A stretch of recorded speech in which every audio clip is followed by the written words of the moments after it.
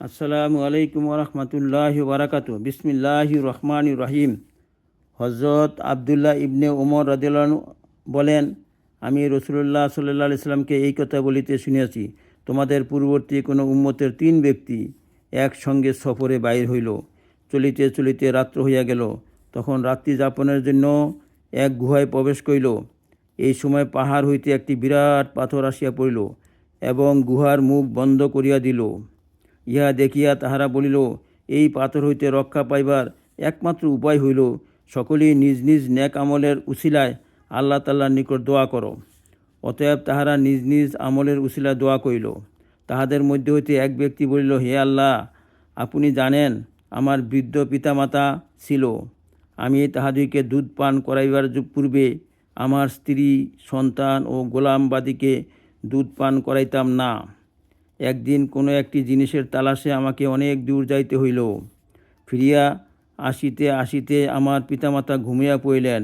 তবুও আমি তাহাদের জন্য সন্ধ্যাবেলার দুধ দোহাইয়াছি এবং দুধ পাত্রে লইয়া তাহাদের খেদমতে হাজির হইয়াছি। দেখিলাম তাহারা তখনও ঘুমাইতেছেন।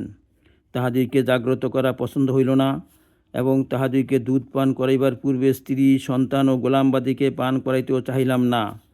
অতএব দুধের পেয়ালা হাতে লইয়া তাহাদের শিওরে দাঁড়াইয়া তাহাদের জাগ্রত হওয়ার অপেক্ষা করিতে লাগিলাম। এইভাবে ফজর হইয়া গেল। অতঃপর তাহারা জাগ্রত হইলেন। আমি তাহাদিকে দুধ দিলাম। তখন তাহারা নিজেদের সন্ধ্যার অংশের দুধ পান করিলেন।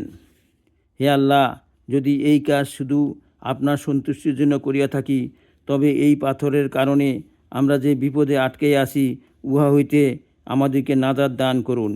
এই দোয়ার ফলে পাথর কিছুটা সরিয়া গেল, কিন্তু বাহিরে আসা সম্ভব হইল না।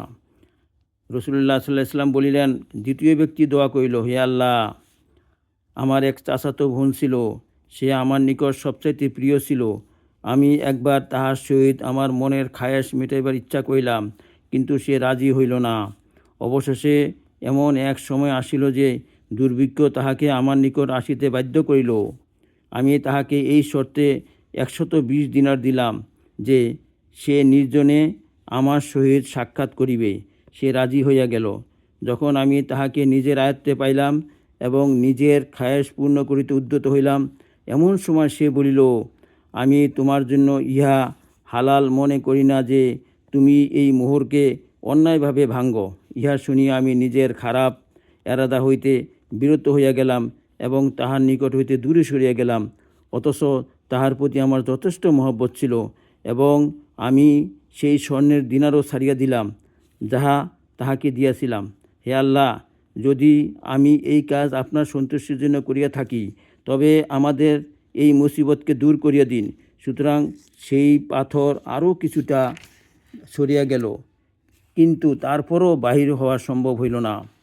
তৃতীয় ব্যক্তি দোয়া করিল, হে আল্লাহ, আমি কিছু মজদুর কাজের জন্য রাখিয়াছিলাম। সকলকে আমি মজুরি দিয়াছি, শুধু একজন নিজের মজুরি না লইয়াই চলিয়া গিয়াছিল। আমি তাহার মজুরির পয়সা ব্যবসায় লাগাইয়া দিলাম, যাহাতে মাল বৃদ্ধি পাইয়া অনেক হইয়া গেল। কিছুদিন পর সে একদিন আসিয়া বলিল, হে আল্লাহর বান্দা, আমাকে আমার মজুরি দিয়া দাও। আমি বলিলাম, এই উট, গরু, বকরি ও গোলাম যাহা তুমি দেখিতেছ, সবই তোমার মজুরি, অর্থাৎ তোমার মজুরি ব্যবসায় খাটিয়া এই মুনাফা অর্জিত হইয়াছে। সে বলিল, হে আল্লাহর বান্দা, ঠাট্টা করিও না। আমি বললাম, ঠাট্টা করিতেছি না, সত্যিই বলিতেছি। অতএব ঘটনা খুলিয়া বলার পর সে সমুদয় মাল লইয়া গেল, কিছুই ছাড়িল না। হে আল্লাহ, যদি আমি এই কাজ শুধু আপনার সন্তুষ্টির জন্য করিয়া থাকি, তবে এই মুসিবত যাহাতে আমরা আটকা পড়িয়াছি দূর করিয়া দিন। সুতরাং সেই পাথর সম্পূর্ণ সরিয়া গেল এবং গুহার মুখ খুলিয়া গেল, আর তাহারা সকলে বাহির হইয়া আসিল। বুখারী। ইয়া আল্লাহ, আমাদেরকে হেদায়েত নসিব করুন ইয়া আল্লাহ।